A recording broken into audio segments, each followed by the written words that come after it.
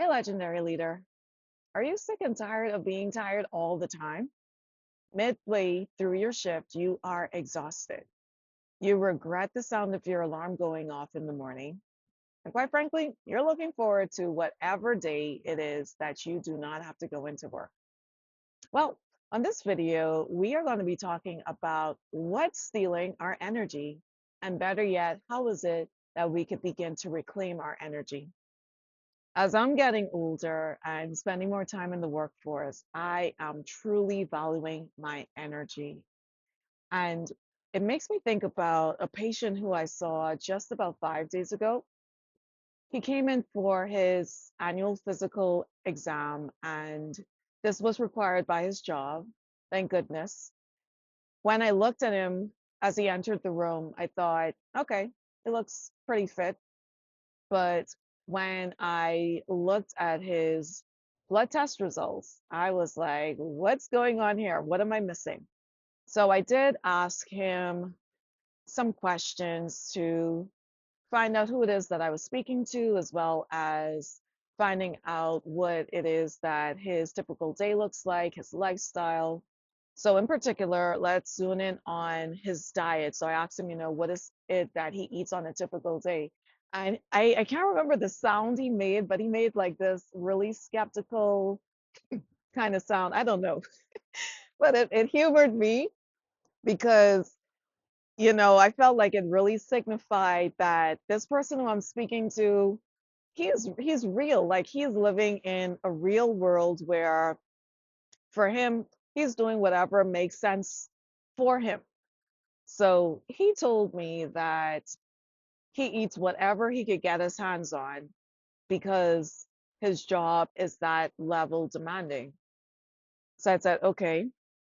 And for us here in the Bahamas, a typical meal is high starch, processed foods, little to no vegetables, heavy with the meat, lots of refined sugar. I mean, on a typical day. I asked him next about his physical activity status, and he perked up a little for this one. He said that, well, he's on his feet all day long because of his job again. And so yeah, he's active. And I applauded him and I said it's so great when we do have jobs that require for us to be moving for the most part. However, it does not replace a blocked off set of time that we are going to be active and say that we are exercising. I then said something to him in the line of how I'd be glad to support him in helping him to prioritize his sleep and recovery in such a manner that it's able to sustain his demanding workday. And again, he made that sound.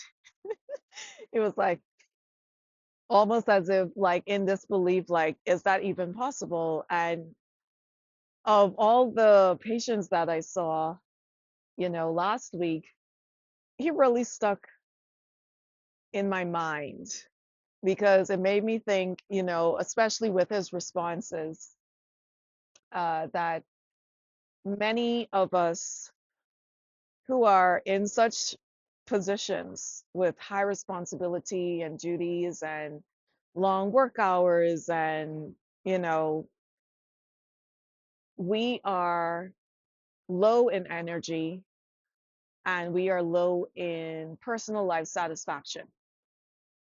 And this is near and dear to my heart. This is the reason why I'm doing this. This is what led me to coining the term leadership longevity. So let's talk about that question that we spoke about earlier. What is stealing our energy? Now, some of you may already be thinking it's an obvious response. it's my job, right? It's my workplace that's stealing my energy. And of course, there are going to be other answers as well, but we'll just hover over that one for the sake of this conversation. And I thought, hmm, should we say stealing or should we say that our energy is missing? And I weighed it out and I said, okay, on one hand, if we say that our energy is missing, what do you do when something is missing? Usually you put in all efforts in searching for this energy, this misplaced item, and perhaps retracing your steps to see where it is that you might have left it behind, sort of thing. You may even, depending on what the thing is, or I guess if we keep it in conversation of our energy, depending on perhaps your current energy levels being low, you might say, you know what, I'll look for it later. I'll find it later, or I'll call so and see if they if I left it by their house or something like that type of thing. It's not necessarily a huge priority depending on what it is. However, on the other hand, if we say that something was stolen, God takes it to a whole nother level. So, first of all, you want to find out as close as possible, who is it that you think has stolen this item or your energy. You want to, depending again on the specific thing that's stolen, you might want to immediately get the law enforcers involved. So you call the police. You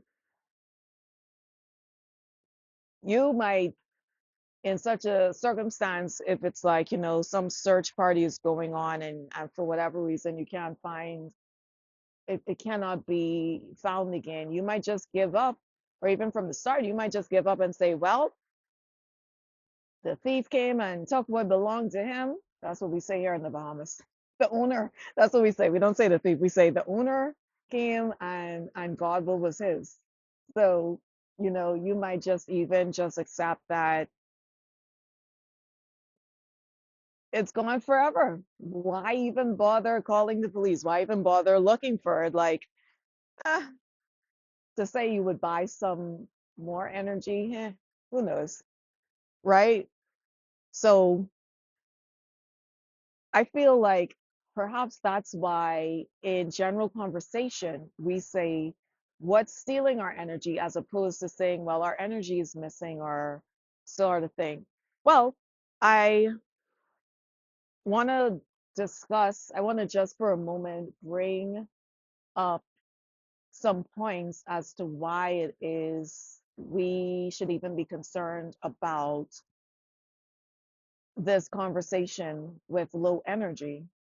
So the in medicine we like to categorize things. So I'm going to categorize based off of individual and non-individual. I'm going to keep it simple. It's still early in the day for me. So regarding the individual having low energy, some of the consequences of that is you find your ability to function on your job is getting more challenging, more difficult, perhaps even painful. And as that happens, you begin to lose the joy of what it is that you do. And I want to say all, but I won't, I'll say for most of us professionals, what made us go into that particular profession, it's usually a love, a passion, perhaps a vocation, a calling that led us to enter into that particular industry to begin with.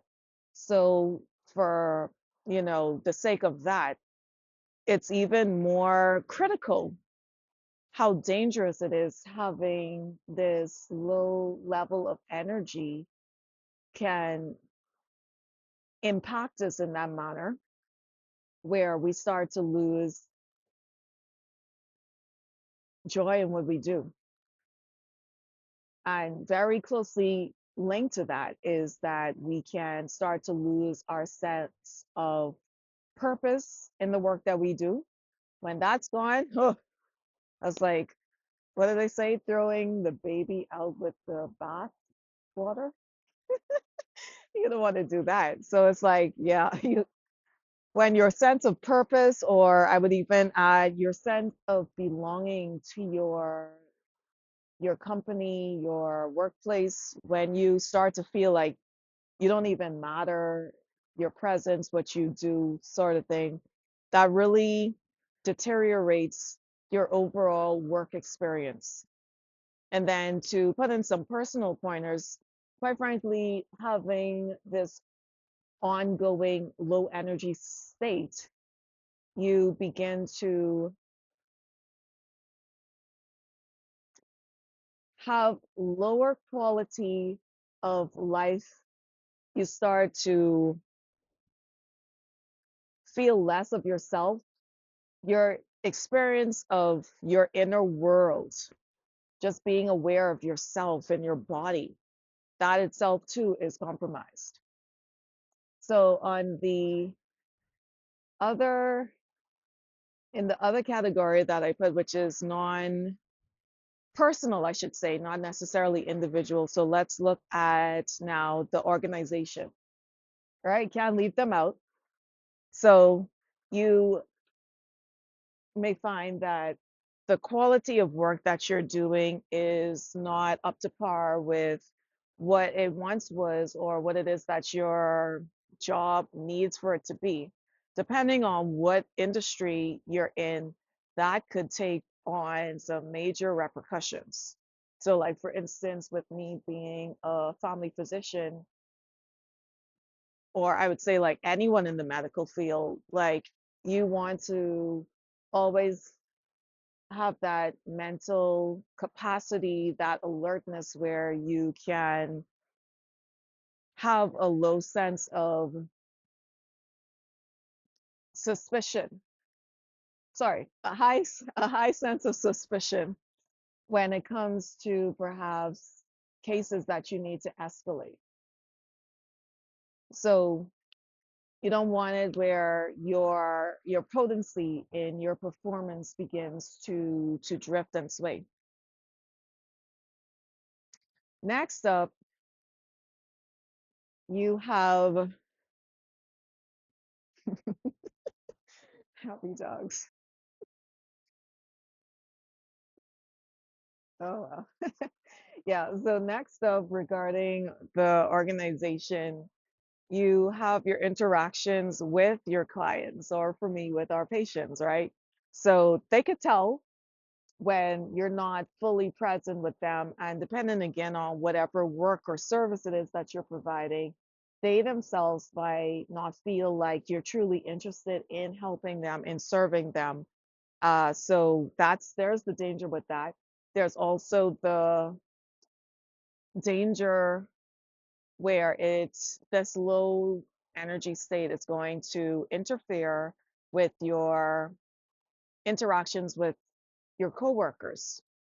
And while some persons may actually have a job where you can tuck away in your cubicle and don't have to interact with others that often, you might start to use that as an excuse, or, as your reason for withdrawing and pulling away from the rest of the staff. And that in itself could have a mental weight on you because you're isolating. And we as human beings, even though some of us may be introverts, we as human beings were not created to do life alone or to exist alone, solitary. We were created for community. And With that being said, there is workplace community. But with that being said, when you have poor experiences, interactions with your coworkers, that itself too feeds into that perpetual loop of having a poor work experience. So those are the main points that I want to put into why it is. And then bonus points would be taking it beyond the workplace, looking at your experience with your loved ones, including family members, where, by the time you do get home, you may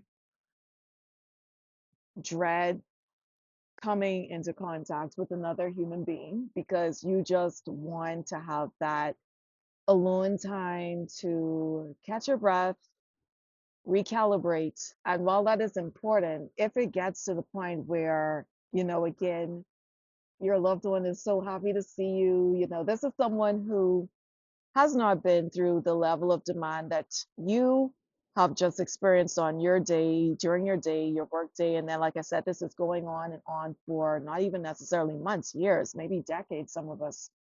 And, you just kind of run to go and isolate in a room or the bathroom. Some persons go in the closet. Some persons may take the long way home. Some persons may hang around in the car as soon as they park. They don't like immediately get out of their car. They're just like hunkering down, seeking refuge from having to interact with another person because they just want a moment for themselves. And like I said, not a bad thing, but it's the circumstances around it that if it gets to a point where you are doing this intentionally to avoid others, as opposed to saying, okay, I literally do just need a minute to, transition from my work frame of mind to my everything else frame of mind. So do put that under a microscope and examine it a bit more to see which lane are you working in if this is something that resonates or sounds like what you do. All right, so I'm going to try a demo, you guys. I think it's going to be fun. All right, so I have here, there we go. All right, so I have here this container. It's clear, it is clean, it is brand new. This is not my demo. This is not my demonstration where I came up with it. I saw one of my coaches do it before, and they also shared that they saw their coach do it. So I'm not claiming that this is my exercise, but for the sake of this conversation about energy, I thought that this is so applicable. All right, so when we're born, we are basically a clean canvas, or in this case, we are this empty container that is clear, and meaning that the potential of what we will end up taking on and who it is that we are going to be becoming, that's the exciting part of it. So let's go from the age, the children who are between the ages of 2 and 4. And I want for you to assist me, even though I can't hear you right now. I want for you to think about some positive attributes of children who are between the ages of 2 and 4, maybe even 2 and 5, that we could put together on a list. And I'm going to grab I have my post-it note here. I'm going to write some down, but I want for you to think about some.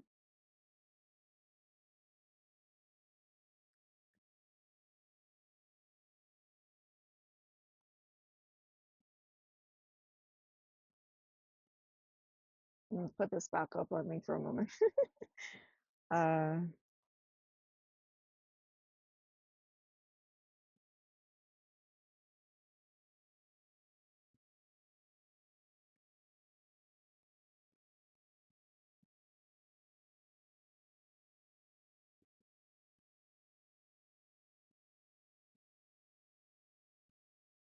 all right, so far I have, well, I wrote down five so far.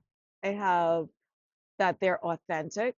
So they, at that point, even though they might tend to like mirror their environment and persons who are nearest to them, they're authentic. They don't necessarily pretend to be someone who they're not. They're just being pure, unfiltered. You got to like watch what you say around them, sort of thing. They're like sponges.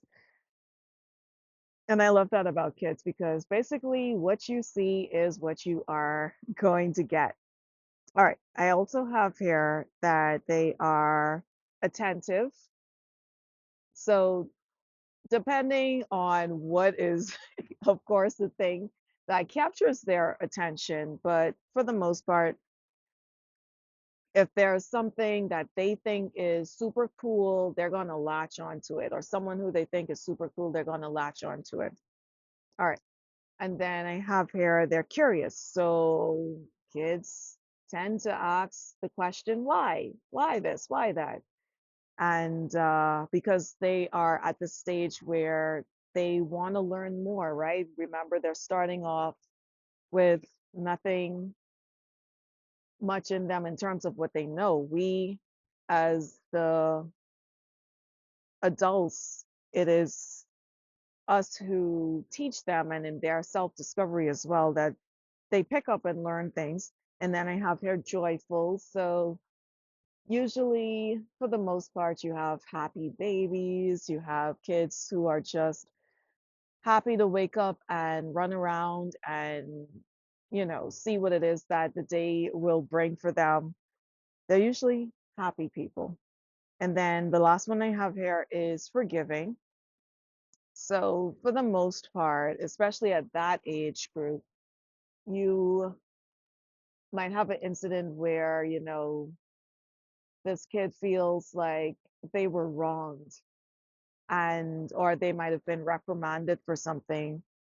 And in short order, due time, I'm talking about like really short, it might just take another, the person or the other kid who may have hurt the feelings, hurt their feelings to come and say, hey, do you want to play? And they're like, okay. And they forget all about it, sort of thing. So forgiving. When we get older, and we think about this list. So I'm gonna call this list off again, and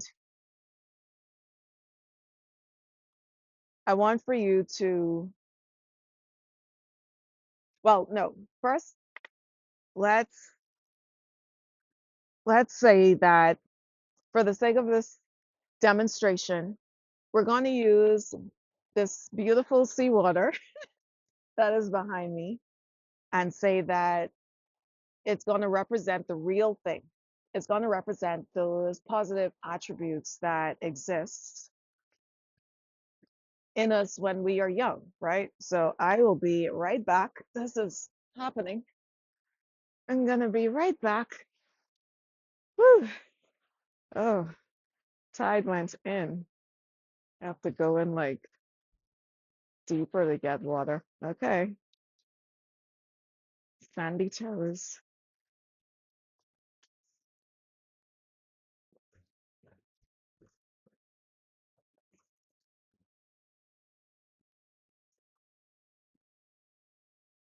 And we are back. All right. Oh,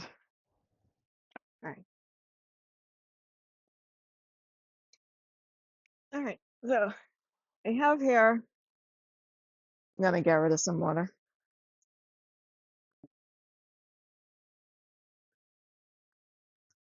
Yep. And you know what? I'm gonna get a little more. I will be right back again.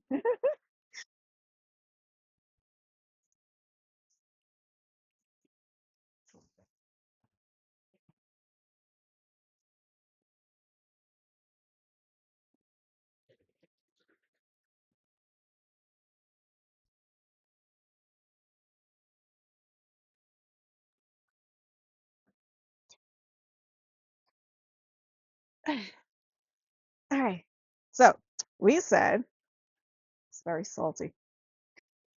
So we said that I'm gonna bring this down as best as I can to show this demonstration. So we said that this seawater here, using the natural elements that surround us, represents the real us, and in particular, the positive attributes, right? So it's fair to say that all of us at some point had these positive attributes in some shape and form. For those of you, I want for you to now think about your current self. Can you say that you are still curious? If not, I want for you to ask, what happened? What about, are you still joyful? If not, ask the question, what happened? Are you still someone who is forgiving, easy to forgive? You know what to do. If that is not still something that you could relate to, ask yourself what happened. And then lastly, we're going to say authentic. In particular, I want you to think about your workplace. Can you say that you do show up on your job authentically you, not putting on any pretend layers sort of thing? Do you feel safe to do this, or do you feel like you have to appear a certain way in order to be either accepted or simply not targeted by your organization or perhaps even your coworkers? Like, what happened? What happened that we no longer possess these traits that were once in us when we were younger? And for the sake of this demonstration, we're going to talk about what did happen. All right, so at some point in our lives, even before we became adults and the world got to us, or we were exposed to the world, people in our lives, people who, especially who we may love, people who we may have trusted, maybe early childhood friends or teachers that we may have had along our journey, began to tell us that we are the opposite of these positive attributes. And I want for you to think of some other attributes too that we may not have listed yet. So we start to hear that, hey, you're not that, you're not that. And we start to get labeled by the world, being told that it's the exact opposite. Or, in the workplace, no, it's not okay. It's not advised. It's not perhaps smart for you to be your authentic self. Never let them see who you are because then they can hurt you, right? Or we might have this tool that it gets difficult for us to forgive when someone does wrong us. And so, in order to protect ourselves from getting hurt or wronged again, we either take on this nonchalant, demeanor, or we might just simply decide not to engage with this person, or just, at work, staying under the radar, just looking for that time of the day when we get off, and, not really truly attached to anything, not having that sense of meaning. Joyful as we, well, let's keep it regarding the workplace. So, again, as we might find our energy levels are going down, becoming low, that if you don't have the energy for it, soon to follow, you start to lose your joy and your peace, your happiness, hope for that, your work, your job is going to see what great work that you do and honor you as a valued employee.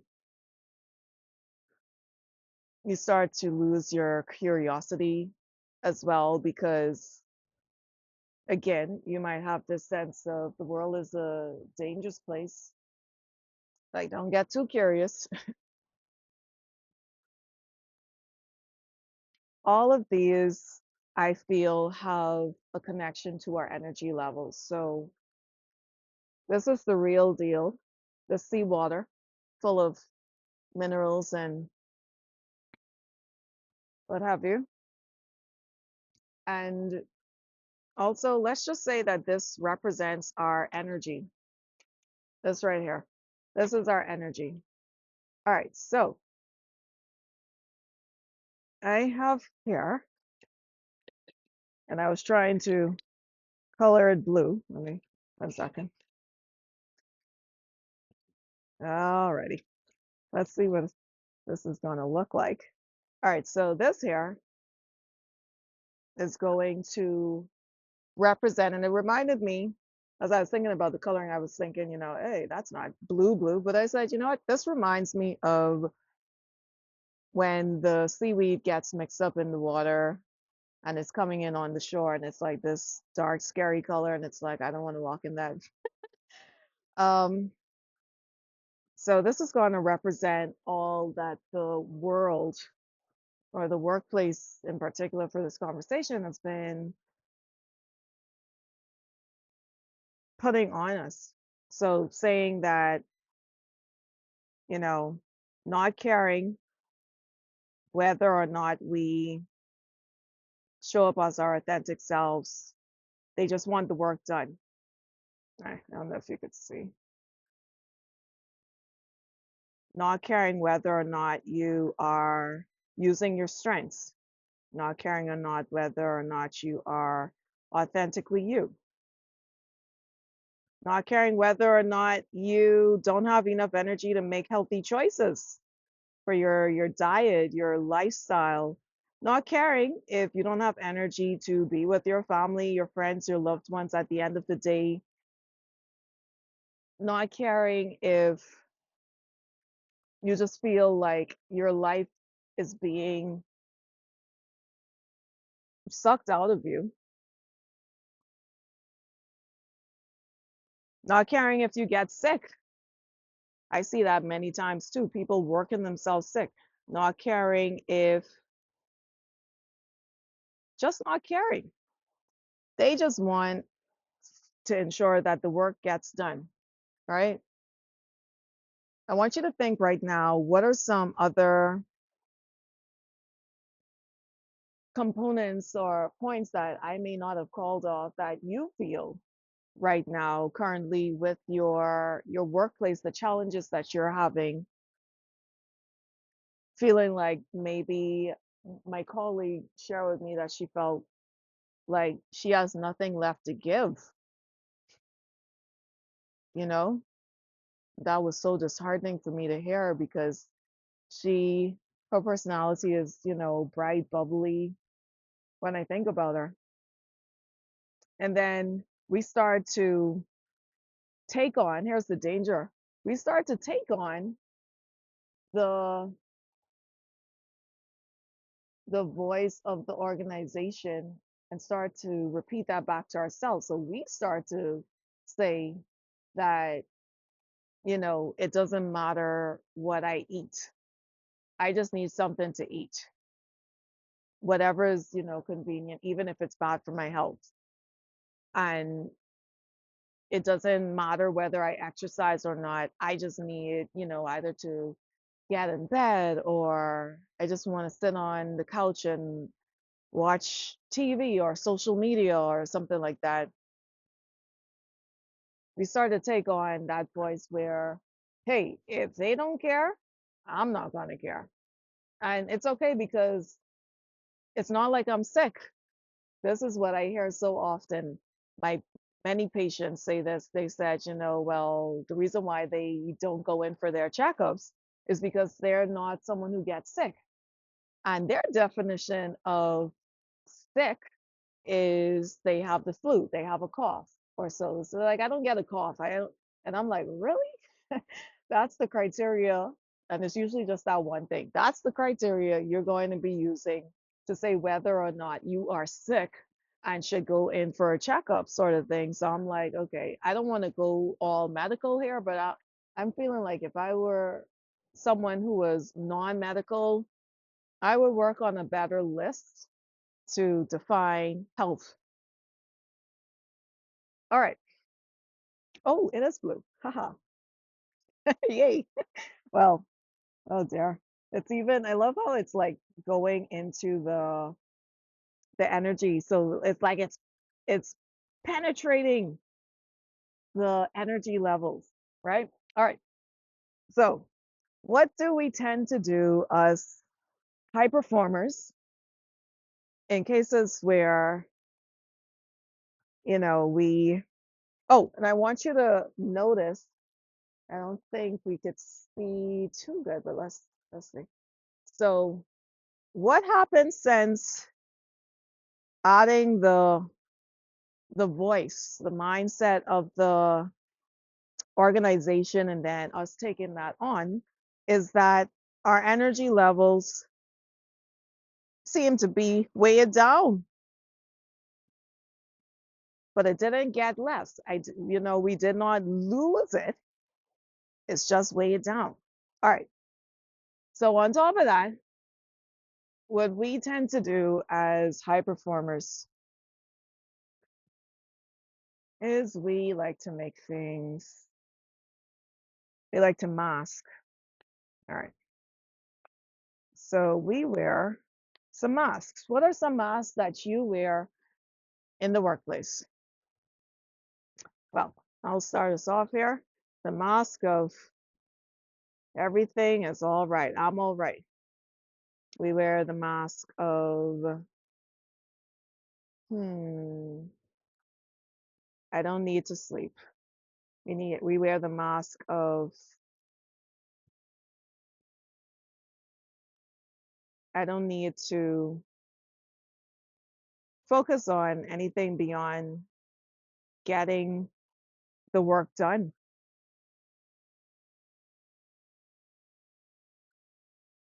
What are some of the masks that you're wearing right now in your workplace just to get through? I want for you to share with me in the comments actually, because I would love to know what are some of the things that you're challenged with.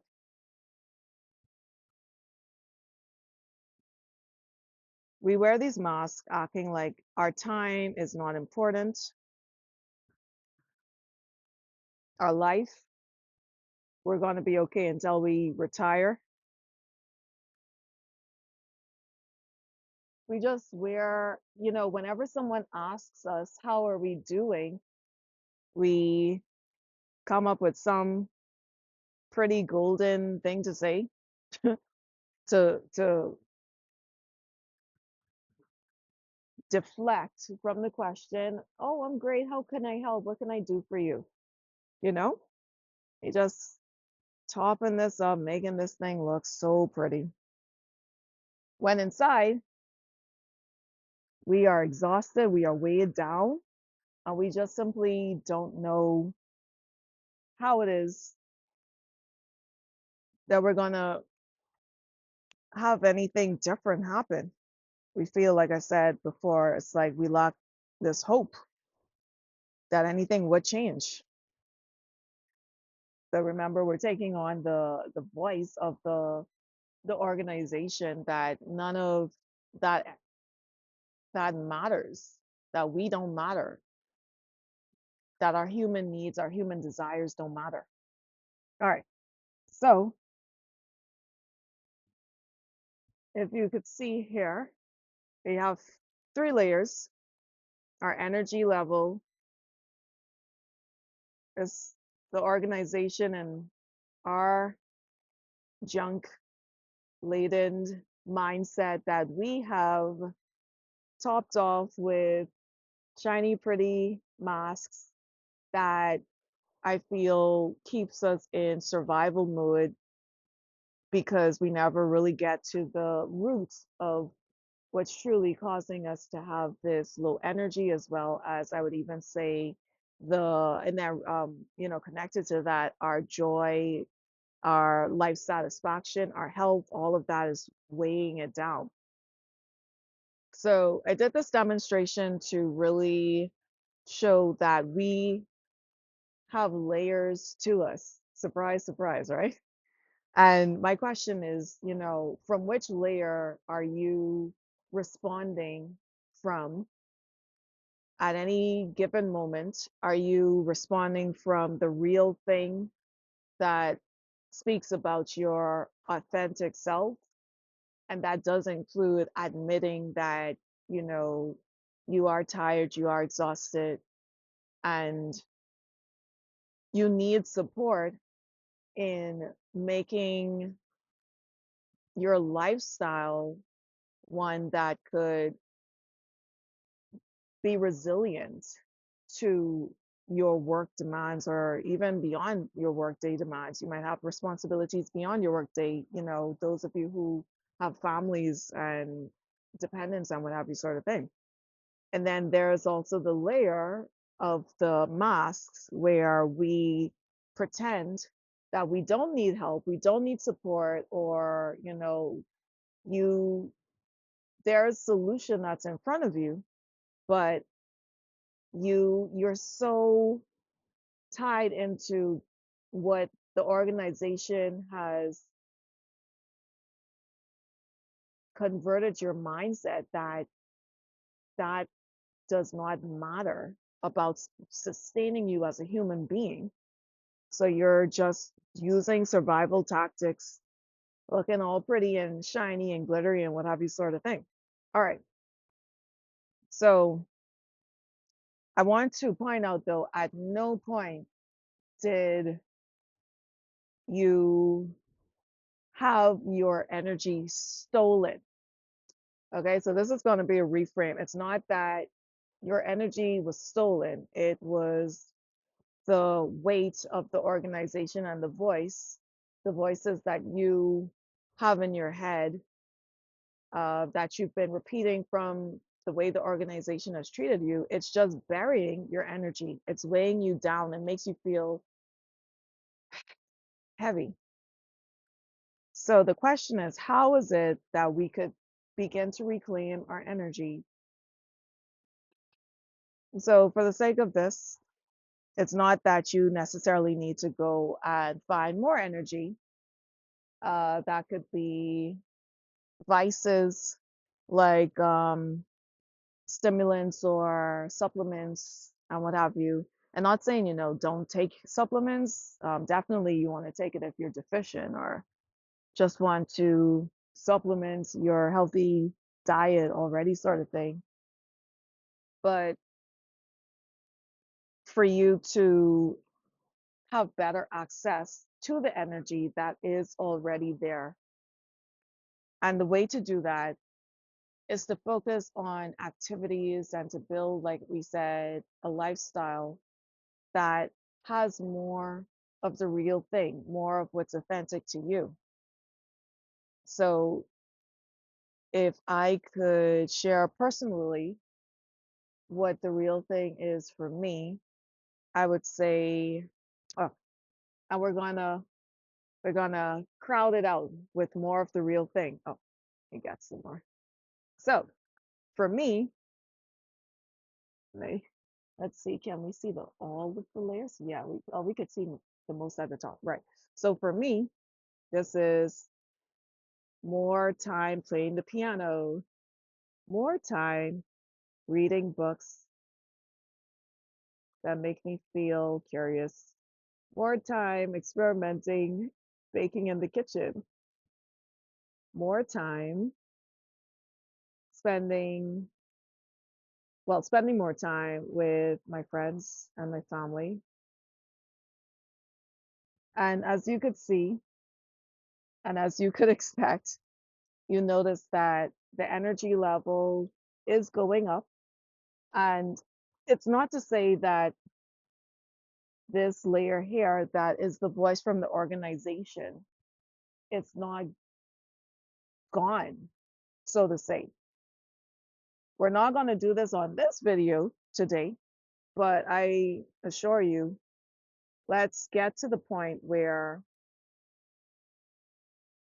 that layer gets displaced by what is real, the real us. Let's reclaim our energy through activities that we know fuels us up, fires us up, even while on the job. And that's again coming through being our authentic selves. So to the point where if we could get to the point where this organizational voice layer will eventually be displaced altogether, and we will just have left what is real.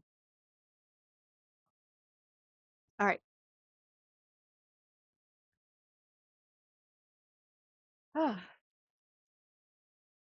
I hope you enjoyed my demo. It was definitely fun to do. And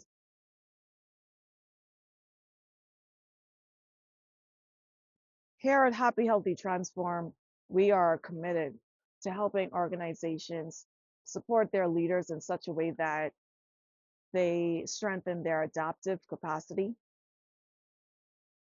and they reclaim their sense of agency so that they honor their health and well-being and life satisfaction. So we'll talk to you again on another video, but I'm gonna just show you a little more of the scenes before we cut off. Get a little closer to the water because it's just a gorgeous day out, guys.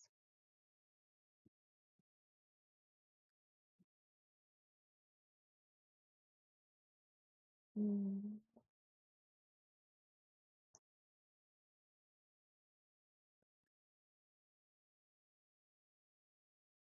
Happy, healthy, transform. Take back your happy, take back your health, and be transformed.